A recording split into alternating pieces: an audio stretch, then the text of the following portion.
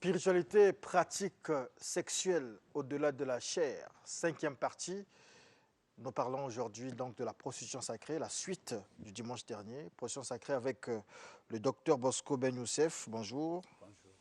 Et l'instructeur Francis Ganga, qui représente l'ordre gnostique universel. Et le docteur Bosco Ben Youssef représente le nouvel ordre animiste, le nouvel ordre des animistes.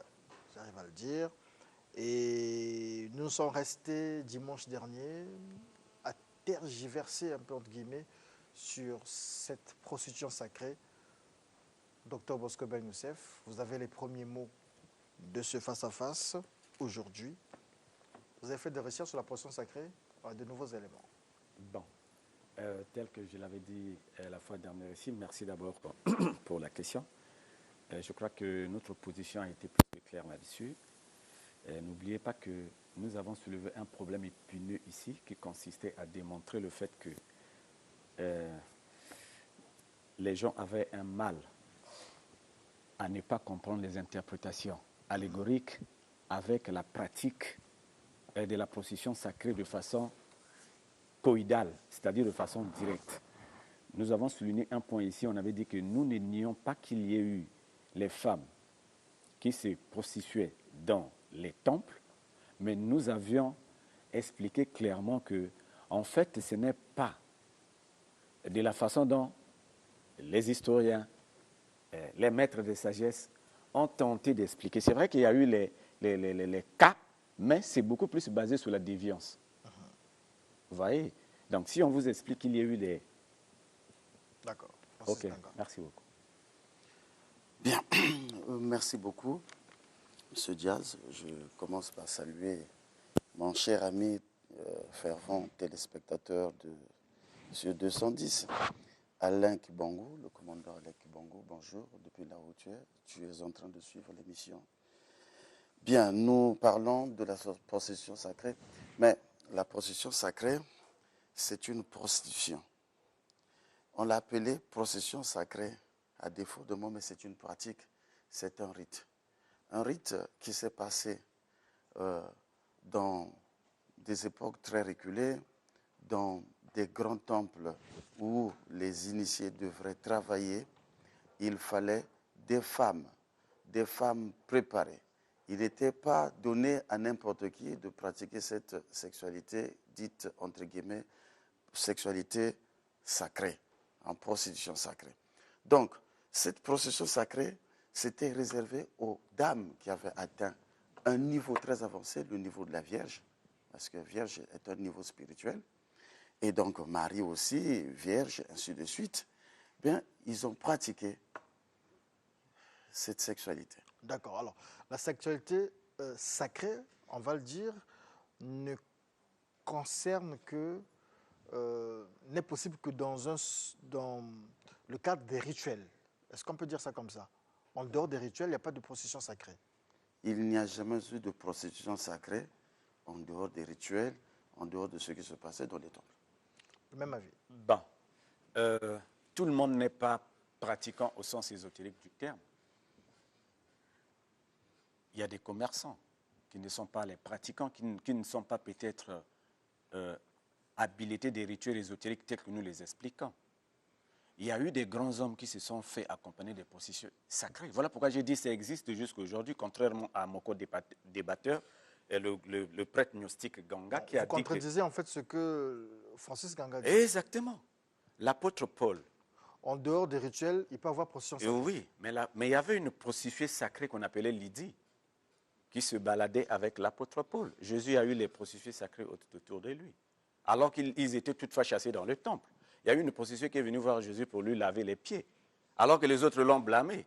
Donc vous comprenez, même dans le commerce, il y a des gens qui ont fait associer les prostituées sacrées dans leurs exercices afin d'attirer la clientèle, pas forcément dans les rituels sacrés tels que nous le disons, tel qu'a dit le frère, dans les temples. Aujourd'hui, ces temples-là, apparemment, n'existent plus. D'accord.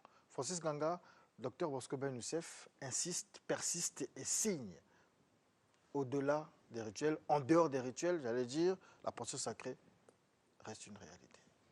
Bon, quelle confusion de registres, de pratiques. Bon, il n'y a pas de problème. c'est normal qu'ils le disent, mais la prostitution sacrée n'a existé et qu'à une certaine époque. Au temps de Jésus, la prostitution sacrée n'existait pas. Il ne faut pas confondre cette femme-là qui est venue voir Jésus, qui lui a lavé les pieds, qu'on appelait prostituée. Ça, c'est autre chose. Je parle de la prostitution sacrée, elle s'est déroulée dans le temple avec la supervision d'un grand prêtre du temple qui, lorsque vous arrivez, il vous dit, découvrez votre phallus, le moment est arrivé de pratiquer. Je sais ce que c'est. Et donc, la procession sacrée n'existera pas pour accompagner quelqu'un. Ce n'est pas une procession sacrée, ça. Il va y avoir procession sacrée dans la connaissance et le processus de l'acquisition des pouvoirs à l'époque où la femme devait intervenir dans les rituels. Mais autour de Jésus, il n'y a pas eu de processus sacré. D'accord. Il y a des êtres qu'on devait convertir. Question quand même encore sur, en fait, une surquestion, si on va dire ça comme ça. La procession sacrée, est-ce qu'elle peut... Elle ne concerne que les femmes?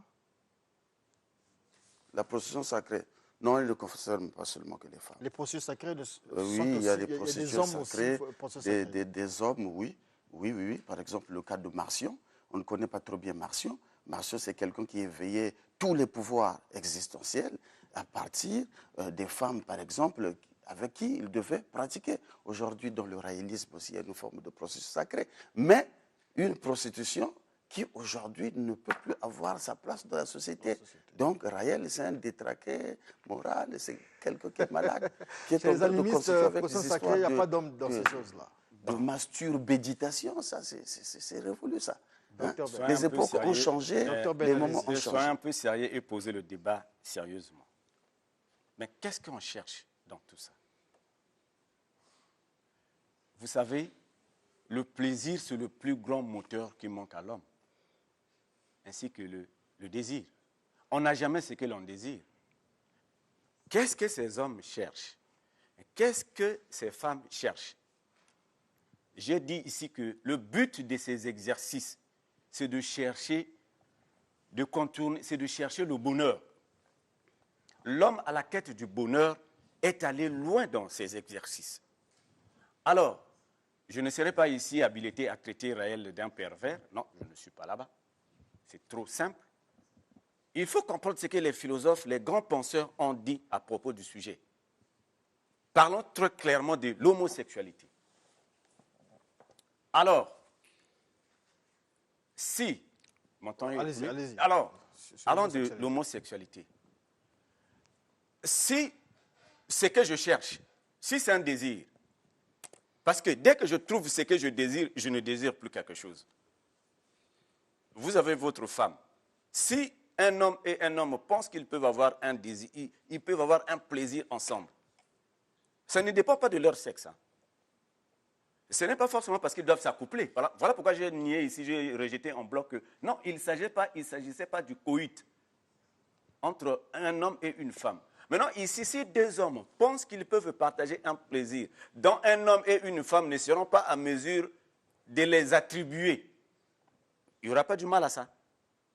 Parce que n'oubliez pas qu'un homme et une femme aussi ne peuvent pas donner l'amour réciproquement à l'un et à l'autre. Tout couple qui s'aime finiront toujours par saillir. D'accord. Ce sont les lois, les principes de l'existence. Vous avez donc relancé le débat sur l'homosexualité. On devait y arriver. Francis Nganga, nous suivons des documentaires. Nous voyons comment des mâles s'accouplent. Des mâles. Deux lions, des tigres. C'est vu. Et lorsqu'on regarde dans l'histoire, dans j'ai envie de dire la préhistoire, dans l'Antiquité africaine, il semble bien, selon des documents en notre possession, que l'homosexualité a été présente en Afrique, qu'elle ne vient pas seulement de l'Occident. Et j'essaie d'établir ces faits pour vous poser la question suivante. Que représente l'homosexualité dans la spiritualité? Aujourd'hui, on sait ce qui se dit, on ne sait pas si c'est vrai, mais dans la franc-maçonnerie, par exemple, il y a ces pratiques homosexuels, par exemple, ça fait partie des rituels, etc. Et la question que je vous pose, justement, c'est l'homosexualité dans la spiritualité, dans les pratiques rituelles. Quel est le rôle, quelle est l'importance et est-ce que c'est réel? Bon, enfin, si c'est à moi de répondre en premier, je ne serai pas du côté, je ne pas du David, du côté de Dr Ben, je ne le ferai pas, parce que moi, je suis direct, je suis droit. Je vous dis que l'homosexualité existe bel et bien. Il y a des hommes qui couchent entre eux, des hommes, Ça, c'est vrai, c'est pour se procurer un certain plaisir. J'ai dit ici qu'il existe 3 types de sexualité. Il y a l'infrasexualité, il y a la sexualité normale et la suprasexualité qui n'est réservée qu'à une élite des êtres très avancés. Mais l'infrasexualité, c'est une pratique qui existe. Et ça, l'infrasexualité intègre justement les pratiques de la magie noire. Comment est-ce que 2 hommes peuvent se mettre d'accord, consentent à pouvoir pratiquer une sexualité, et après, qu'est-ce que ça donne après? Mais c'est une dégénérescence. Mais ceux qui pratiquent cette infrasexualité ont un objectif.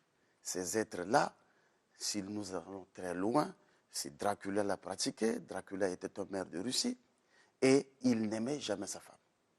Et sa femme était là juste pour orner l'existence de ce monsieur-là. En réalité, ils ont pratiqué la sexualité, mais l'homosexualité vise à atteindre une certaine immortalité au-delà de la 4e dimension. Si ces êtres-là reviennent dans ce plan physique. Nous allons parler des salons de magie noire dans les cimetières. Francis, Dr Bosco Ben Youssef. Bon, à quelque chose de choquant, parfois ça frise un tout petit peu les rires. Non, Maître Nganga, ici on ne prend pas parti de quoi que ce soit. L'homosexualité, c'est un problème de l'évolution. Ah c'est un problème des mutations des gènes. Ah bon? Il y a 2 acides aminés dans le cerveau humain. Vous avez l'ocytocine. Est-ce que vous savez que le manque même de l'ocytocine dans le cerveau humain peut provoquer une déviance?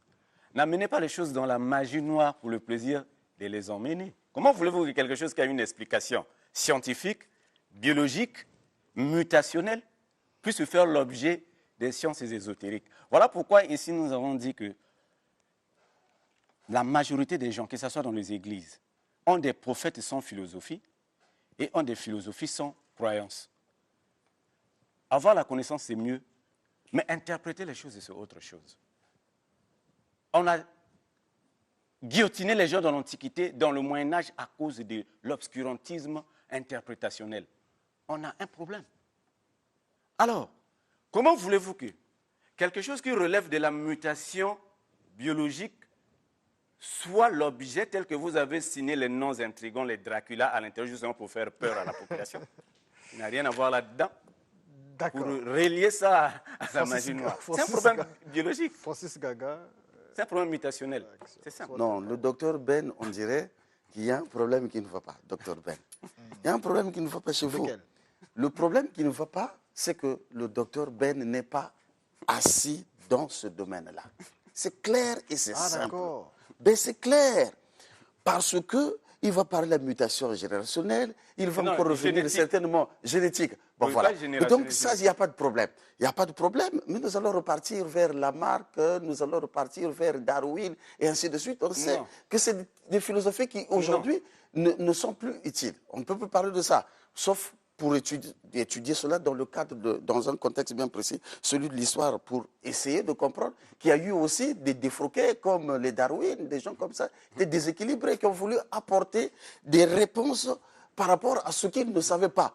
Mais le problème ici, docteur Ben, ce n'est pas un problème d'interprétation. La science, c'est Poincaré qui le disait, la science rompe tandis que la philosophie est folle. Vous connaissez très bien. Mais la science va apporter quelle réponse aujourd'hui? Il y a beaucoup de problèmes. Le cancer, par exemple, on a beaucoup de gens qui sont des cancérologues, mais qui ne savent pas soigner le cancer. Mais là, il existe des pratiques qui sont capables aujourd'hui de soigner cette maladie-là. La science n'est pas encore arrivée là. Donc, mon cher ami Gaston Bachelard aussi, on peut passer. Il dit aussi que, bon, par essai-erreur, par erreur corrigée, et ainsi de suite, on arrive à... Docteur Ben, c'est pas ça. Docteur Ben, vous devez savoir plutôt que cette pratique, elle a existé. Il ne faut pas faire l'à peu près. Cette pratique a existé. Mais il existe ce qu'on appelle deux sortes de camps. Il y a un camp qui est comme qui pratique la magie noire. Et là, c'est permis, c'est pas mauvais. Quelqu'un qui se place dans ce contexte-là dirait que l'homosexualité, c'est bon.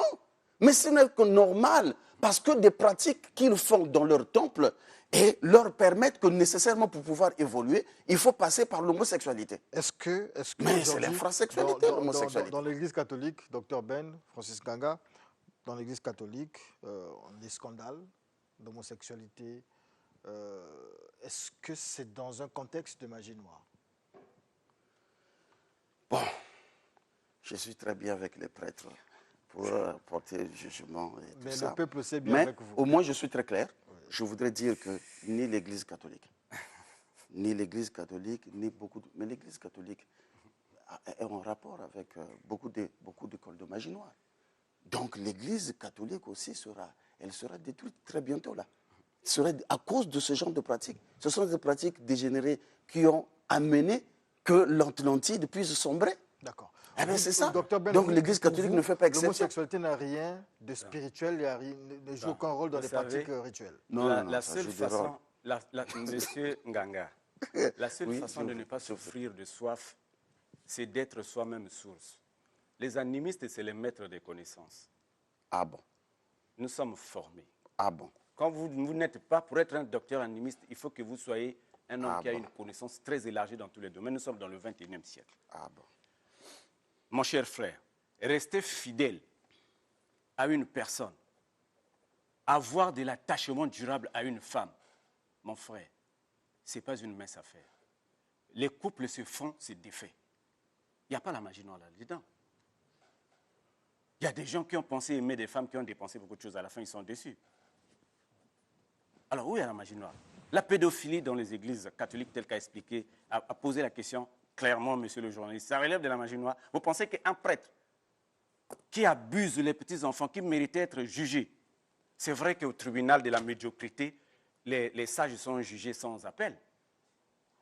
Mais vous pensez que c'est de la magie noire? Vous encouragez des choses comme ça? Quelqu'un peut penser que moi, j'irai au ciel, j'aurai des galants en couchant avec les petits-enfants? Merci beaucoup, Dr Bosco Ben Youssef. Merci, Francis Ganga. C'est la perversion pure et simple. Non, spiritualité et pratique sexuelle. Où tu fais ça? Au-delà de la chair, 6e partie. Dimanche prochain, vous êtes toujours disponible. Nous parlerons de l'homosexualité. L'homosexualité, il faut qu'on en parle sérieusement. Oui, il n'y a pas de problème. On parlera de l'homosexualité, on sera direct. Merci beaucoup. Merci à vous de nous avoir suivis. C'est la fin de Studio 210. Nous continuons dimanche prochain. Merci à tous ceux qui ont collaboré à la réussite de cette émission. Karine Blanche-Konda, Jean-Claude Gabiza, Raph Okemba, Salvador, Kishalala, le photographe. Ils sont nombreux. Chris Kazi, Emmanuel Moloki. Mokili, voilà. C'est pas Mokili, c'est Mokili. Chaber Ngouma, Onodal Omboulou, Daniel Omboulou, Gédéon Diaoumba, Osé Mvembe, ils sont très nombreux. Merci aussi à nos invités, ils étaient là. Merci au directeur général de la télévision nationale congolaise. Merci à tous ceux qui nous suivent en dehors des murs de Télé Congo. On pense au ministre de la Culture et des Arts, au ministre de la Communication, au ministre Léon Gistibombo. Ils sont nombreux, à tous nos fans au Congo.